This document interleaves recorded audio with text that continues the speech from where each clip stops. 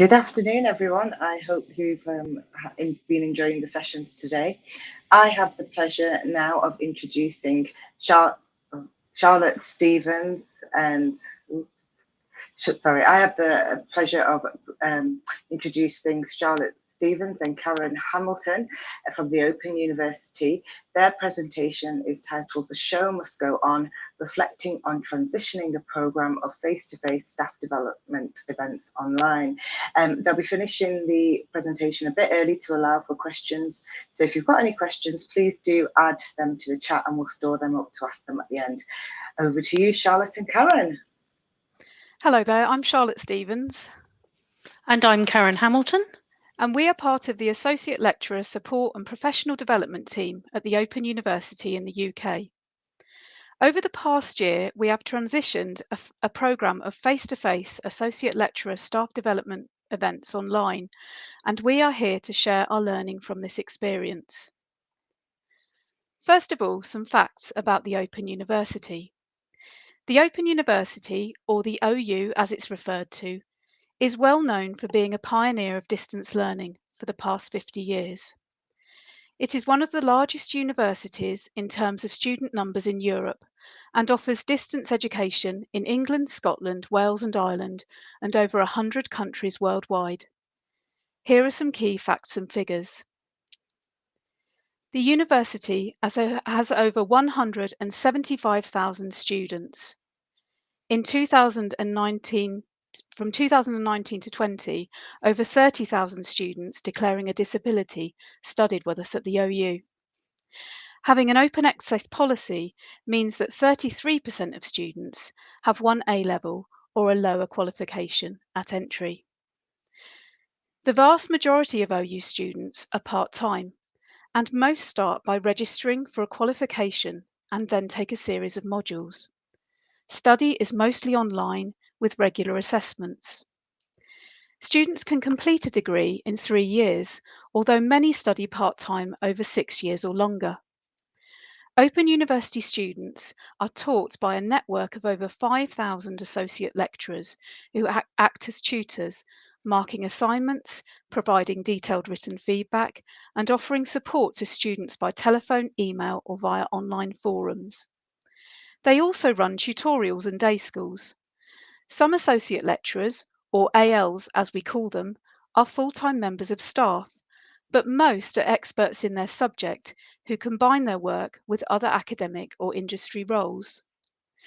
We are very fortunate today in that Karen is one of our ALs, as well as being part of the Associate Lecturer Support and Professional Development team. The team works with colleagues from across faculties, units and programmes to deliver resources, processes and systems to help support the work of ALs. We provide training and development opportunities appropriate to the experience of those ALs, delivering resources for the new AL to help them understand what it means to be an AL on a module, and opportunities for those who are more experienced to develop within the AL role and beyond. We are a source of information, guidance for colleagues across the university. We manage a development fund, the Applaud programme leading to advanced HE accreditation. We create resources across the university. We are probably best known for our face-to-face development events, which prior to COVID would bring ALs colleagues from across the faculties, other colleagues from across the university and external speakers together to discuss the important issues in HE, explore ideas around supporting students, looking at new plans within the university, anything related to teaching and learning. Prior to COVID, unique planning teams organised 10 face-to-face conferences across the 4 UK nations and supported 63 specific faculty events in the year. However, in 2019-20, 3 conferences took place, and we became the experts in cancelling and negotiating refunds. But we did finish on a high with an online conference which attracted 600 attendees. Approaching the 2021 academic year, everyone was determined to offer a strong programme to bring people together and to share practice. Although we recognised that these events would be online, and we followed Rosman and Durden's aims of providing an experience that would hold attendees' attention, create meaningful and supportive experiences, which must have worked as we had more than 1,000 ALs turn up to these events. Whilst we understood that picking up the content of a face-to-face event and just presenting it online was unlikely to provide the learning experience we aim for, some colleagues took some persuading, and some saw the online alternative as a budget-saving exercise. But while online costs less in terms of venue and travel, we identified the need for investment in technological infrastructure and training, and the use of the tools, particularly amongst our colleagues not directly related to supporting students. Those who were unfamiliar with Adobe Connect, which is the university's chosen platform, did struggle a bit. So using Adobe Connect for conferences would enable presenters to model good practice and, where necessary, develop their own skills. A challenge was maintaining some social contact, with some planning teams deciding to use forum activities and others supporting faculty colleagues to run events both within and outside of the conference structure. Bamber and Stefani say that evaluation is important, and educational developers will increasingly be required to demonstrate value. This is relevant to us in our work, since events are expensive, whether they are online or face-to-face. So we need to be able to evidence the value in the staff development we offer for both quality assurance and quality enhancement. How do we do this? Well, over the past 2 years, we have developed a coordinated approach to evaluation of our events. We recognise that there can be a tendency for evaluation to focus on outputs, how many people attend workshops, or how many workshops are offered, and these numbers are easily obtained. We also recognise that there can be a tendency to focus on hygiene factors, particularly at face-to-face events, such as the venue or the facilities on offer. Whilst outputs and hygiene factors do have some value, they tell us little about the impact of the staff development on those who participate in it, the outcomes, the learning, the potential changes in behaviour, and whether the events are useful in helping our associate lecturers develop in their role, or what they might do differently to support students in the future as the result of attending. We wanted these kinds of questions to be at the heart of our evaluation. We developed a co-evaluation model. Presenters at the events and associate lecturers are invited to complete a survey immediately after the event takes place. The survey questions are informed by relevant models. For example, Kirkpatrick's training evaluation model and Guskey's 5 levels of CPD evaluation. From the ALs, we seek to gauge reactions as well as learning and plan changes in behaviour through questions focusing on expectations, reflections and interactions. We ask ALs whether they would recommend others attend in future, and we ask them for feedback on individual sessions which we send to presenters. We also ask them which topics would be most relevant to them based on how long they've been in post to help us with forward planning. Presenters are asked how they think their sessions went, what they might do differently in the future, and whether presenting at the event was useful in contributing to their own professional development.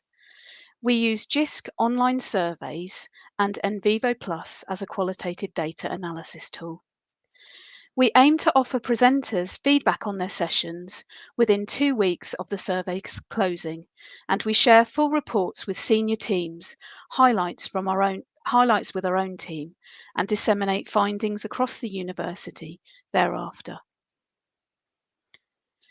So what has our evaluation told us, and what have we learnt as a team through transitioning to online-only events? Let's start with the associate lecturer evaluation. Over the past year, we have received feedback from 509 associate lecturers, which gives us a response rate of 47%. 93% of respondents found the events useful in helping them develop in their AL role. The word cloud here provides an overview of the qualitative data we received when we asked how the event was useful to them. We can see words such as students, sharing, hearing, practice, support, learning, thinking, and colleagues here. 80% of respondents said that they reflected on ways to support students after interacting with others at the events. We asked them how they would change the way they supported students as a result of attending, and you can see here another word cloud which captures the most used words. We see some similar words that were used before, such as ideas and learning, but also other words like tutorials, feedback, and forums. Finally, 95% of respondents recommended that others attend a similar event in the future, which is very encouraging for us to organise. We received responses from 117 presenters, which gives us a response rate of 52%. When we asked presenters whether presenting at the event was useful in contributing to their own professional development, you can see that the majority here said yes. The reasons they gave were that it enabled them to engage with other stakeholders and learn from them. It helped them progress projects or activities they were undertaking or informed their research. It helped with developing confidence in designing a workshop, improved their online presentation skills, gave them the opportunity to present collaboratively, and gave them an understanding and appreciation of how associate lecturers use Adobe Connect to teach. So what have we learnt as a team? Barbara Stefani suggests that taking a stand on demonstrating the value of our work does require developers to be courageous. And it wasn't just the developers who gained courage. The whole team developed new skills and new ways of thinking and working. We discovered that we needed to look at new ways of delivering learning opportunities and not to be fearful of working in different ways.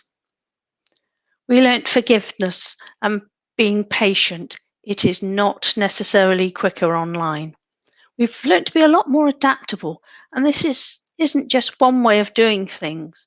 We can find lots. Our audience, the ALs, have been particularly enthusiastic about engaging with the events and very appreciative of everyone's efforts. What can we do better? We'll be encouraging presenters to record sessions to enable those not able to attend on the day to access the learning. We won't be so afraid of trying something different. We'll be looking to offer training for all presenters to familiarise them with the Adobe Connect system, looking at better attention to detail, and make time to check each other's work, as the spelling monster seems to hide around every corner. And we will share the evaluation. There are members of the university who have no idea what we can do to help with their projects. We need to tell them. Thinking about technology, we accept that there are many different systems, but being consistent and using just one for the program seems to save time in production. Looking to develop new skills and confidence across the team early in the program year is something we're hoping to do. Things will go wrong, but having confidence and being able to practice the skills can help you cope when it does. Technology is not a replacement for face-to-face, but we don't need to be afraid of it. Looking at the content, we're offering a wide and varied program which draws more participants. Sharing practice ideas, important sessions given particularly by ALs for ALs, not only sharing practice ideas, but developing bonds across faculty boundaries. Being online also enabled us to have a more diverse range of presenters. There is a need to preserve the content either by recording or making summaries, and then making sure that you advertise what is available and where it can be found. 84% of our associate lecturers said that they would make use of materials on our VLE site. This led us to think about what we provide in addition to session recordings and presentations. And we started to ask presenters to provide a summary slide for their sessions, which we could collate into a book of slides. This now sits as an interactive resource on our VLE site, and we are reviewing how this was received by the AL community. So what have we learnt about format? Feedback from associate lecturers has made us consider the timing and duration of events. The timing of an event never suits everyone, regardless of whether it's online or face-to-face. For some, online is better because it's a better use of time than spending long hours travelling to a venue, and delegates can fit being at the event around their other busy schedules. But a day online is a long day. Some associate lecturers told us they struggled with this. We have learnt that we cannot expect them to attend all day as they did at face-to-face events. They will drop in and out, so we need to readdress our expectations. We received positive feedback for events split across an afternoon and morning, so we're thinking about running half-day events. Our evaluation has made us think about how busy our programmes are and how we need to consider break times carefully and build in time for reflection. In addition to the day itself, there is a lead-up time and a follow-up time to an event that we must consider carefully. There's a lot of work to be done in these spaces, which can require a change of mindset amongst team members. And what have we learnt about interaction in the online space? Well, associate lecturers told us that they appreciated being part of a shared online learning experience, especially during an isolating time. But it depends how involved the AL feels in that space. We know that being an associate lecturer can be lonely. For some, being at an online staff development event rather than a face-to-face one can mean that sense of isolation is felt more acutely. Being face-to-face provides a real link to other staff, especially for new associate lecturers. It is especially important for ALs to meet with other members of their faculties. They tell us this in their feedback. Associate lecturers have told us that they like to be able to interact with presenters and with each other at our events. When we asked which session formats they prefer, we get some interesting results, as you can see here. The most votes are for workshops where there are more opportunities to interact. The second most popular option is our plenary style sessions. Many associate lecturers told us that they appreciate receiving updates on the university as a whole, but they still like to be able to join in and to ask questions. Which brings us on to managing the chat facility during presentations, which has been tricky for us. Sometimes presenters prefer the facility to be switched off because it's distracting. However, ALs tell us they don't like the chat function being disabled because it feels like a top-down approach.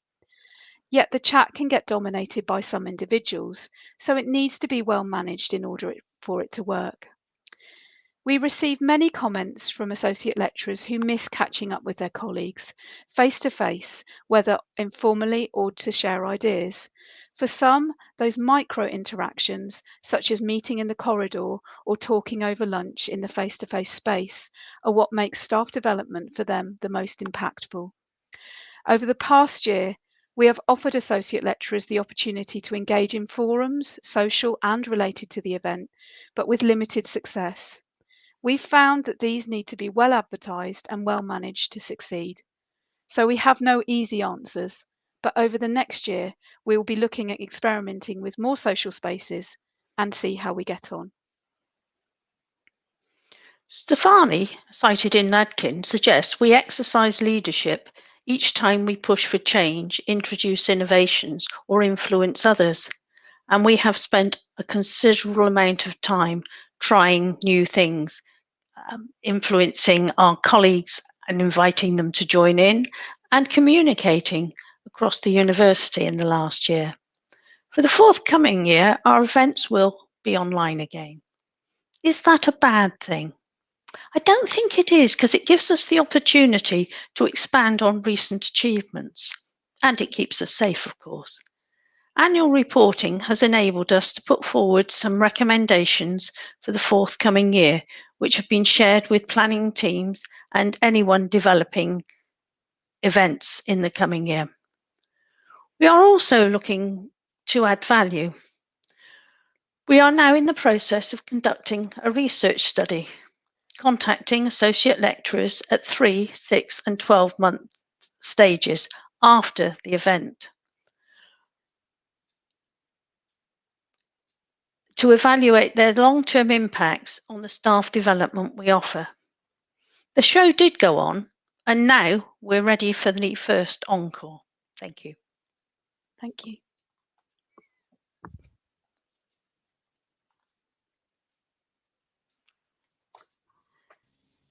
Sorry, I did the thing of keeping my mic muted. Thank you, Karen and Charlotte. That was really insightful. It was great to hear about all the work that you've been doing, and your approach really is very reflective and how you've built on it. I was really interested in your work around evaluation. And I noticed that you said you did that evaluation after the event. I wondered as well if you did, or if you're planning to do kind of any of that longer term evaluation to find out whether those changes that people talk about putting into place, they've actually put it into place, or indeed if there were new things that they did that they hadn't initially thought they would do as a result of your sessions. Yeah, I can answer that one. We're currently undertaking a research project to look at that, and we're going back to consenting associate lecturers 3, 6, and 12 months after the event to find out really what happened. So we've done our 3 months round. We're about to start a 6 month, and the results are good. It's looking good. So we'll have some great research to build on and use going forward. That's really good. And have you, along the way, have you been adapting the sessions that you do based on some of the feedback you've been getting? I noticed you got really good feedback. Or did you just sort of get it right to begin with? Were you just good at sensing what was needed? I'll give that one to Karen. I'd love to tell you we were perfect right from the beginning, but unfortunately, that's not always the way, is it? So yes, we've done some useful things. We've found it. It's been the adaptable bit that's been the challenge for us. Some of our colleagues have said, but we've always done it this way. And you can't just pick up and make this way happen when you're using different technology. So yes, we have been adapting, even maybe 5 minutes before the start of an event. And I think certainly the co-evaluation models worked, where we're offering presenters feedback from the associate lecturers themselves.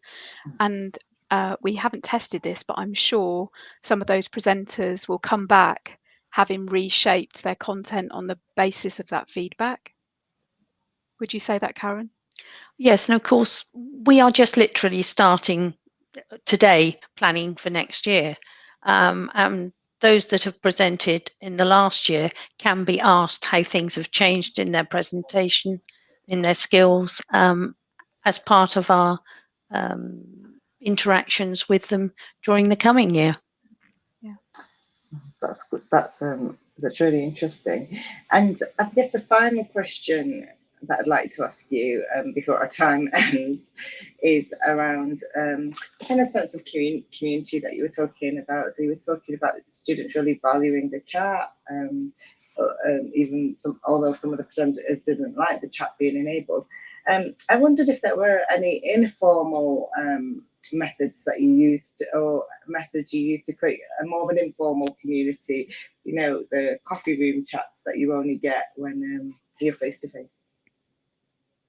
We haven't in the last year, and this is something Charlotte and I have been trying to work on. Part of our reason for coming to this conference is to see what ideas are available, see how other people are doing it. And we're getting ideas, but as yet we haven't progressed that on. That may be a thought for next week. And although we've had forums, we've struggled to keep people engaged in them. So it's finding out what's out there and what fits us, actually. What, you know, yeah. So that's why we're here, I think, as well. And that's brilliant. It was a brilliant presentation. Thank you very Thank you. much, Karen and Charlotte. Thank you. Thank you.